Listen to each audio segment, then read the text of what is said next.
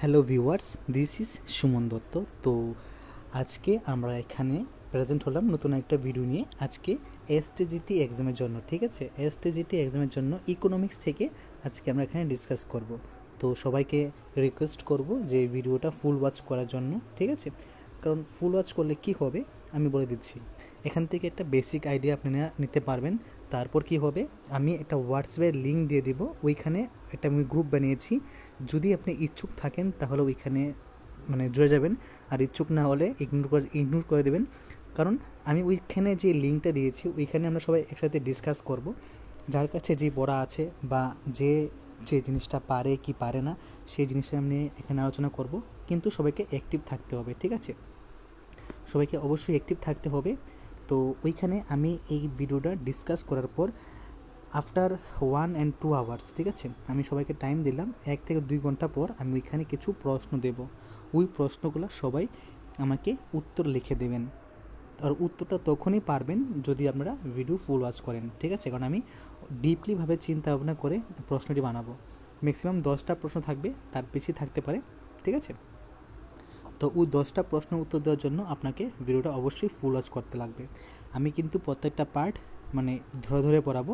তো আজকে যে পার্টটা এখানে আমরা আলোচনা করবো সেটা হলো কি, introduction to economics, concept and definition of economics. এতটুকু আমরা পড়বো, ঠিক আছে। এই এতটুক থেকেই আমি আপনাদেরকে বলবো যে ভালো করে ওয়াচ করবেন, তাহলে আপনি 10+ ভিডিও 10+ যে প্রশ্ন দেবো ওইটার উত্তর দিতে পারবেন, ঠিক আছে।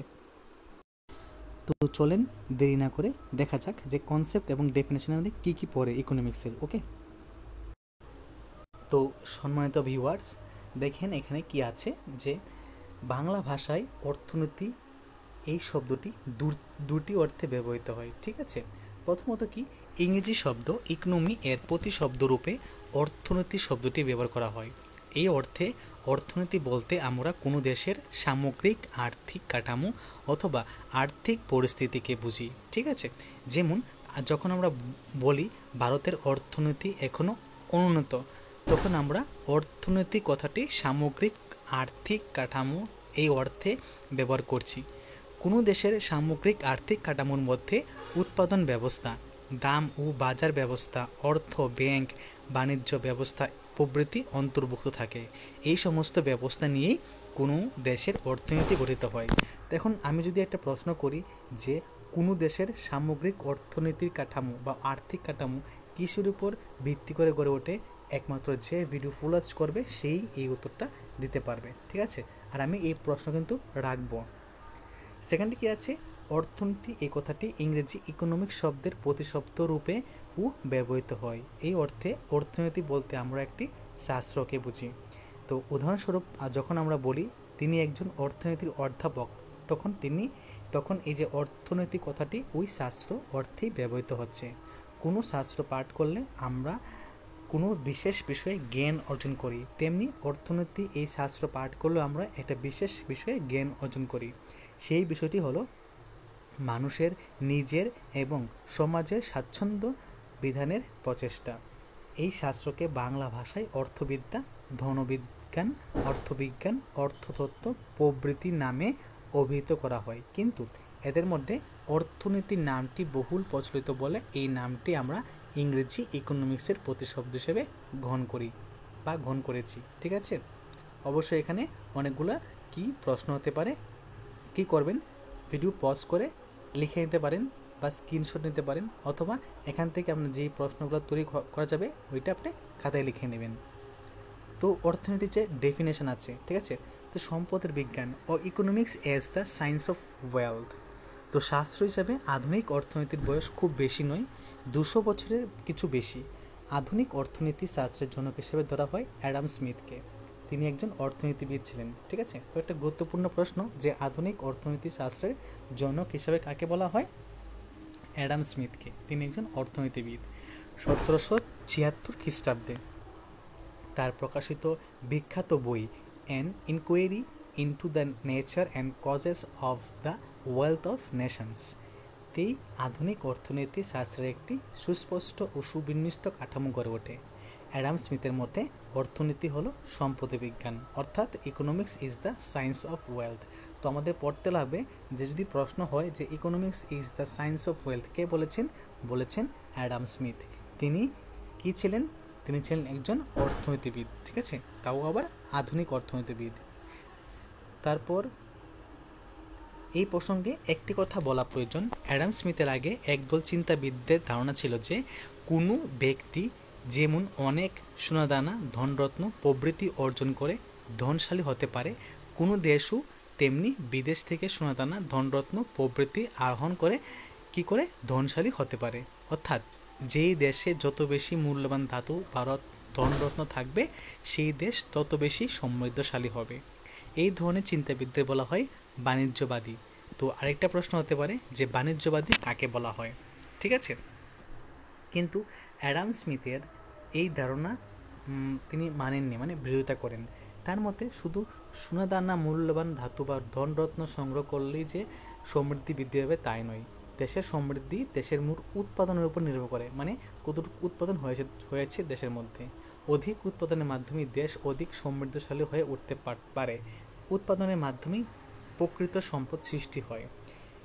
দেশের মোট উৎপাদনে কি কি বিষয়ের উপর নির্ভর করে এবং কিভাবে উৎপাদন বাড়ানো যায়, এসবই অ্যাডাম স্মিথ তার অর্থনীতি আলোচ্য বিষয়সূচির অন্তর্ভুক্ত করেছেন। তো অ্যাডাম স্মিথের সংজ্ঞাটির তিনটি সমালোচনার উপর জোর দিয়ে কিছু কথা উল্লেখ করা যায়। প্রথমত, এই সংজ্ঞাতে সম্পদ সৃষ্টির উপর জোর দেওয়া হয়েছে, সম্পদের ব্যবহার সম্পর্কে কিছু বলা হয়নি। 1 নাম্বার, তো সম্পদ ব্যবহার করে মানুষের কল্যাণ বৃদ্ধি পায়, কাজেই সম্পদ উপলক্ষ্য মাত্র, আসল লক্ষ্য মানুষের কল্যাণ বৃদ্ধি। অভাব মোচনের মাধ্যমে কল্যাণ বৃদ্ধি ঘটে থাকে, সে সম্পর্কে সংজ্ঞাটিতে কোনো উল্লেখ করা হয়নি। দ্বিতীয়ত, এই সংজ্ঞাতে কি হয়? এই সংজ্ঞাতে সম্পদকে অর্থনীতিতে আলোচ্য বিষয় হিসেবে ধরা হয়, মানে এই যে সংজ্ঞা দিয়েছেন অ্যাডাম স্মিথ, ওখানে অর্থনীতি মেন টপিক, ঠিক আছে। কিন্তু যাদের জন্য সম্পদ সৃষ্টি সেই মানুষ বা তাদের আচরণ সম্পর্কে সংজ্ঞাটিতে কোনো কিছু উল্লেখ করা নেই, মানে যাদের জন্য এই অর্থনীতি বা সম্পদ সৃষ্টি হয়েছে সেই মানুষ এবং তাদের আচরণ সম্পর্কে এখানে কিছু বলা হয়নি।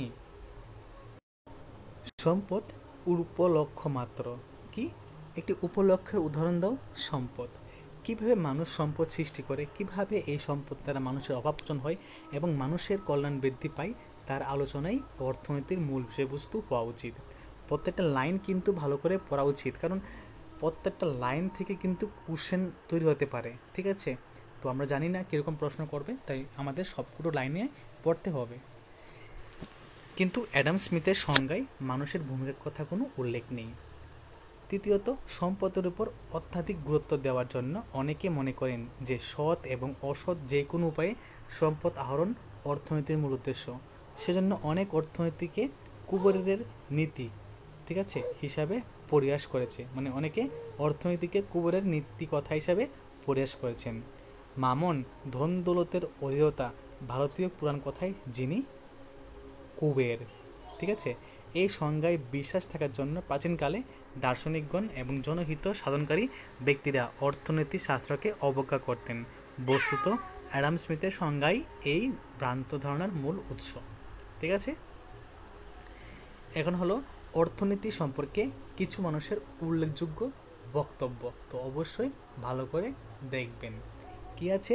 আলফ্রেড মার্শাল অর্থনীতির উপর একটা সংজ্ঞা দেন, কবে? 1890 খ্রিস্টাব্দে।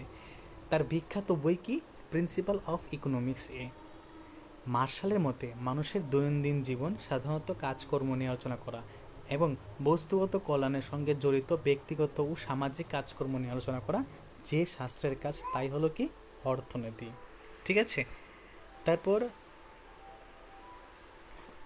এখানে বলা হয়েছে যে অধ্যাপক মার্শালের এই সংজ্ঞায় অ্যাডাম স্মিথের সংজ্ঞা অপেক্ষা উন্নত সন্দেহ নেই।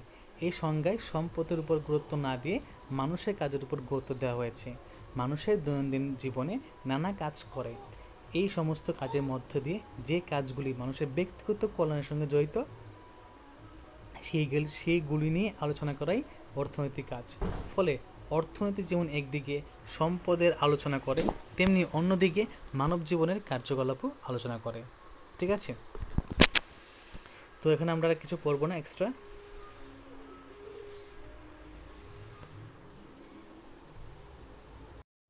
তো এবার মার্শালের দিকে যাব। মার্শাল একটা সংজ্ঞা দিয়েছেন, ঠিক আছে। মার্শালের সংজ্ঞা থেকে উন্নত, ঠিক আছে। তো মার্শালের সংজ্ঞা থেকে আরও উন্নত একটি সংজ্ঞা দিয়েছেন কে? অধ্যাপক রবিন্স। কবে? 1931 খ্রিস্টাব্দে তার প্রকাশিত বিখ্যাত বই nature and significance of economic science. প্রত্যেকজন কিন্তু আলাদা করে বই লিখেছেন, এবং কবে লিখেছেন বা কবে প্রকাশিত হয়েছে সেগুলো ডেট কিন্তু দেওয়া আছে, এগুলো কিন্তু ভালো করে পড়বে। তো রবিনসনের মতে অর্থনীতি এমন একটি বিজ্ঞান যার কাজ বিভিন্ন ব্যবহার আছে এরকম সীমাবদ্ধ উপকরণকে কিভাবে অসংখ্য উদ্দেশ্য সিদ্ধির কাজে লাগানো যায় তা নিয়ে আলোচনা করা। ওকে, তারপর এখান থেকে এই কথাটা মনে রাখতে হবে যে রবিনসনের মতে অর্থনীতি একটি মানবিক বিজ্ঞান, সমাজ বিজ্ঞান নয়। খুব একটা গুরুত্বপূর্ণ প্রশ্ন, কার মতে অর্থনীতি একটা মানবিক বিজ্ঞান বা সমাজ বিজ্ঞান নয়? সেটা হলো রবিনসনের মতে। তো অধ্যাপক স্যামুয়েলসনের মতে সমাজ কিভাবে দুষ্প্রাপ্য উপকরণ মূল্যবান দ্রব্য সামগ্রী তৈরি করতে ব্যবহার করে এবং ওই দ্রব্য সামগ্রী জনসাধারণের মধ্যে বন্টন করে তা নিয়ে আলোচনা করা হয় যে শাস্ত্রে, তাই হলো কি অর্থনীতি শাস্ত্র, ঠিক আছে। তো এখানে এই সংজ্ঞাটির পেছনে ধারণা দুটি আছে, একটা কি দুষ্প্রাপ্যতা আর একটা কি দক্ষতা। ওকে,